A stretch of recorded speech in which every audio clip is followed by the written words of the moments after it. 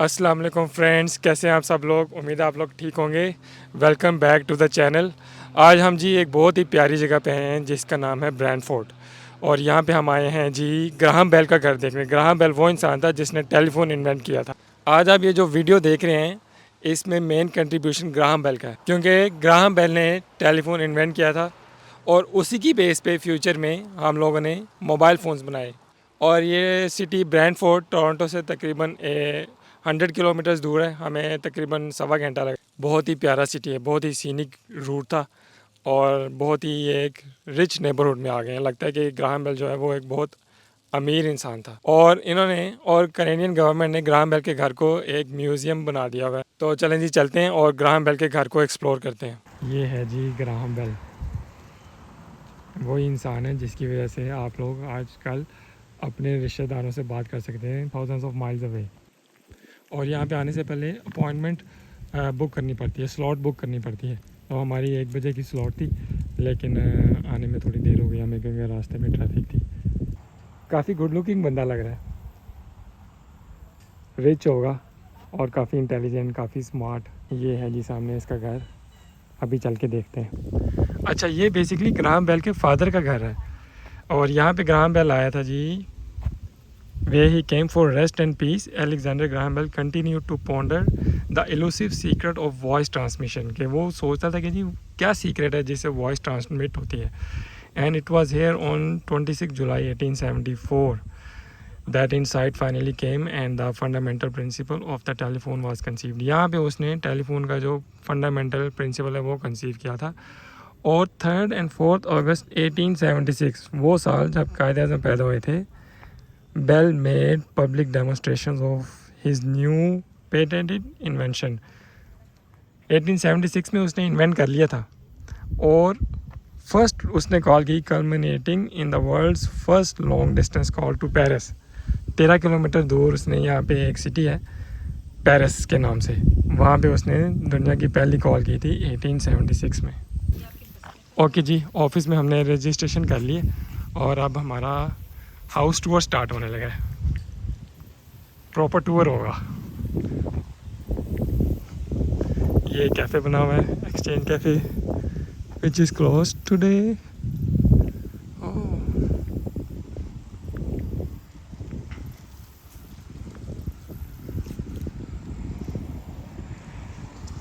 ये घर हमने पहले भी देखा हुआ है, बाहर से, अंदर से नहीं देख सके थे। Ground for restoration.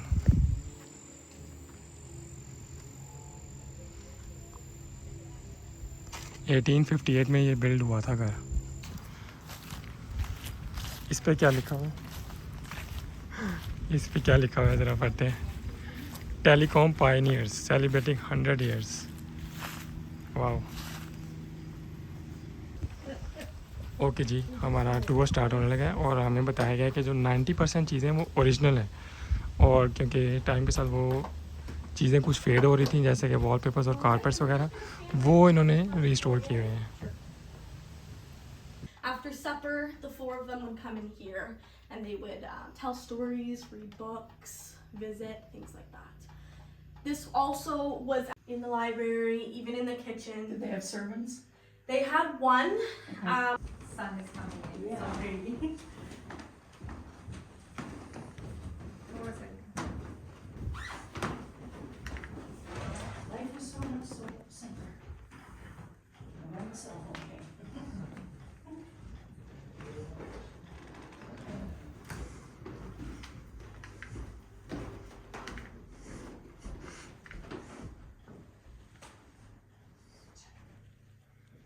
चले चले चले चले, कमिंग।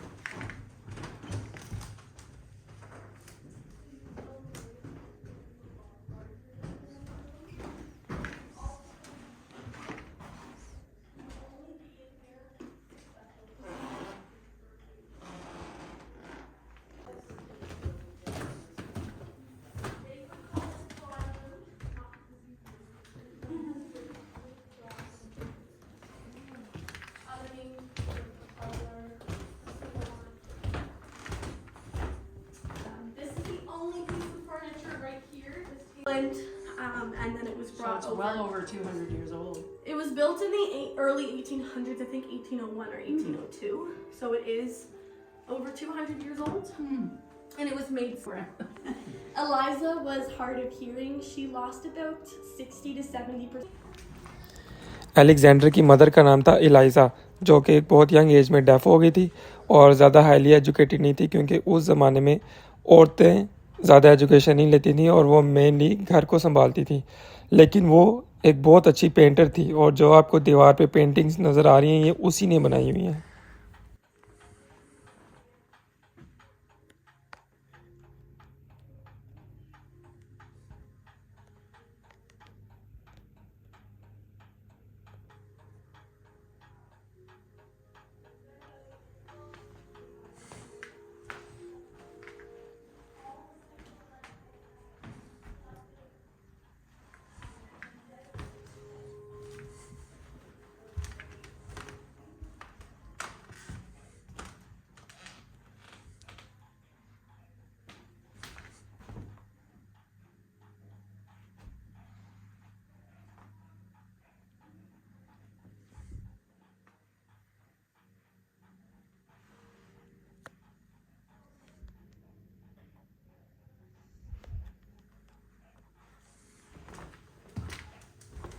और ये है जी इनका किचन, और किचन के अंदर लॉन्ड्री है और लॉन्ड्री के अंदर इनके पास है जी वॉशिंग मशीन, जो कि उस ज़माने में बहुत ही रेयर थी, जो कि बहुत एक्सपेंसिव थी और बहुत कम लोग उसको अफोर्ड कर सकते थे।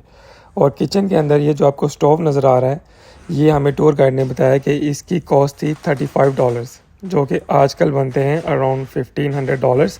और इस स्टोव के अंदर लकड़ियाँ या कोयले जलाकर यूज़ किया जाता था।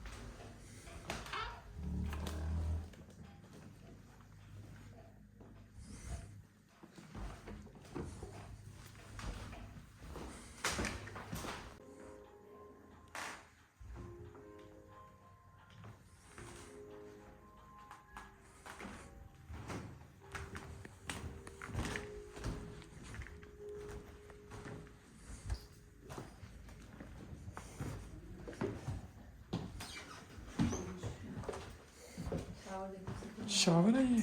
So originally, this portion that you're standing in was the workshop.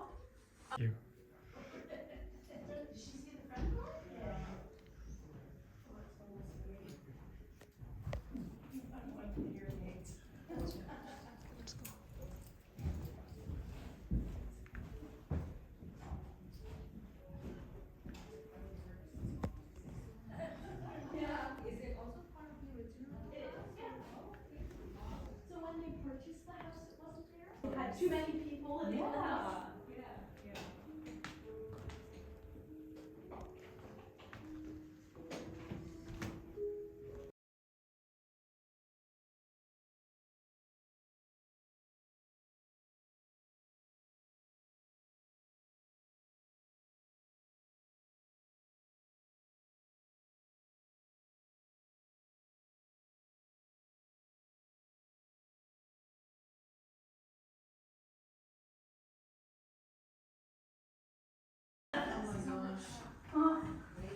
So in 1879 in Hamilton, Ontario, this is what your first switchboard office looked like. Behind it was a lady shift. Lily Tomlin, there she is. Yeah.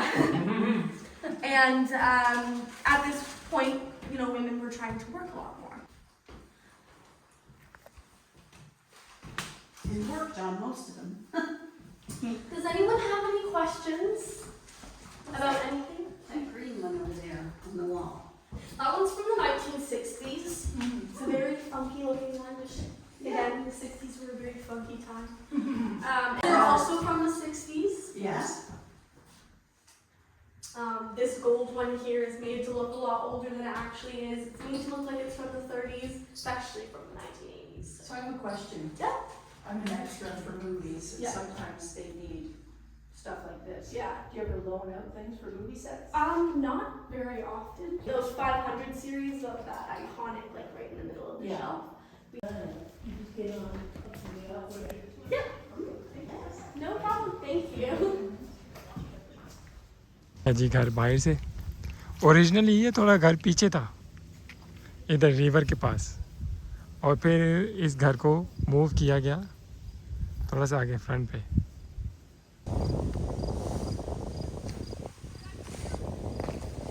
ये घर है और घर के साथ था जी इनका office भी था। ये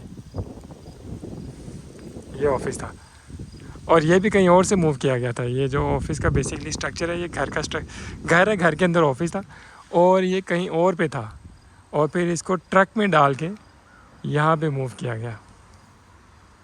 बेसमेंट भी है इस घर की, लेकिन बेसमेंट परमानेंटली क्लोज्ड है।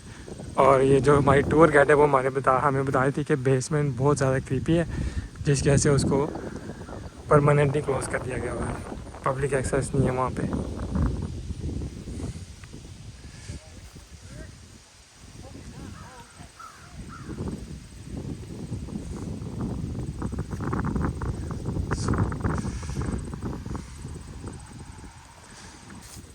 There are so many apple trees.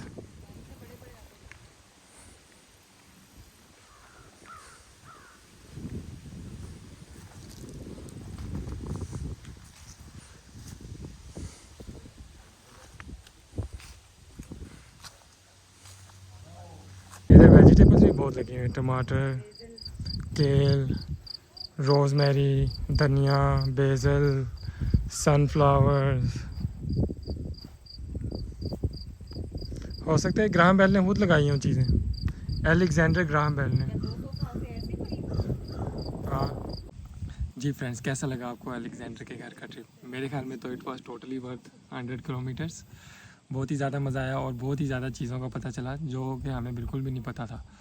For example, जो अलेक्जेंडर ग्राहम बेल था वो बेसिकली एक टीचर था डेफ स्टूडेंट्स का, और बॉस्टन में वो पढ़ाता था और गर्मियों में इधर आता था टाइम स्पेंड करने के लिए कनाडा। और यहीं पे उसने टेलीफोन का आइडिया कंसीव किया था और बेसिकली वो डेफ लोगों के लिए कोई एक डिवाइस ऐसी बनाना चाहता था ताकि उन लोगों की हेल्प हो और वो कोई इंस्ट्रूमेंट यूज़ कर सकें अपना मैसेज कन्वे करने के लिए। लेकिन वो फिर आइडिया इवॉल्व हो गया कि लोग भी लॉन्ग डिस्टेंस कॉल कर सकें और लॉन्ग डिस्टेंस अपना मैसेज कन्वे कर सकें।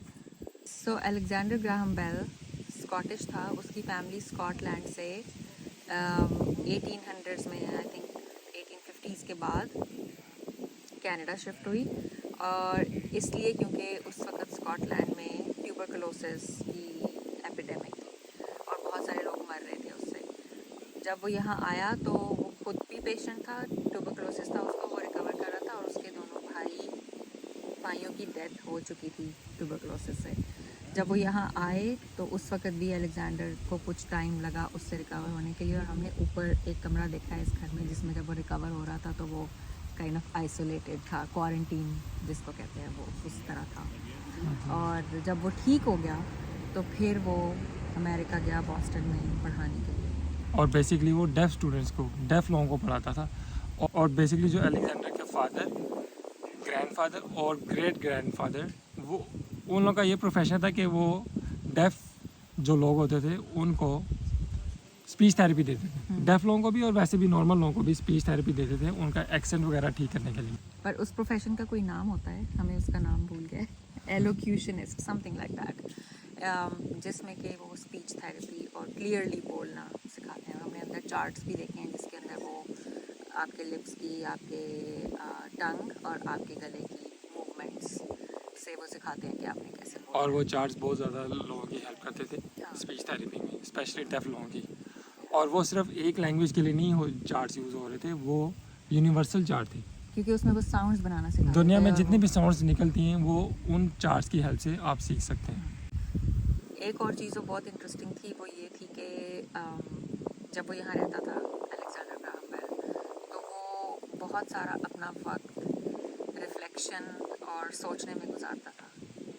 जैसे आप किसी प्रॉब्लम पे सोच रहे होते हैं कि उसको कैसे हल करो, तो उसकी फैमिली में, क्योंकि उसके फादर, ग्रैंडफादर, ग्रेट ग्रैंडफादर सब लोग इस प्रोफेशन में थे जिसमें स्पीच और बोलना और साउंड्स इन्वॉल्व हैं, और वो खुद भी क्योंकि टीचर था, और उसकी मदर की हियरिंग काफ़ी कम थी and eventually she became deaf, और उसकी वाइफ वो ऑलरेडी डेफ थी। So in this business of sound he used to do a lot of reflective work. वो घर के पीछे से ग्रैंड रिवर गुजरता है, तो वो वहाँ उसके पास चला जाता था और वो घंटों सोचने में गुजारता था। ओके फ्रेंड्स, उम्मीद है आप लोगों को आज की वीडियो पसंद आई होगी। आपने प्लीज़ वीडियो को लाइक करना है और चैनल को सब्सक्राइब करना है। इसके साथ ही हमें दीजिए इजाज़त। टेक केयर, अल्लाह हाफिज़।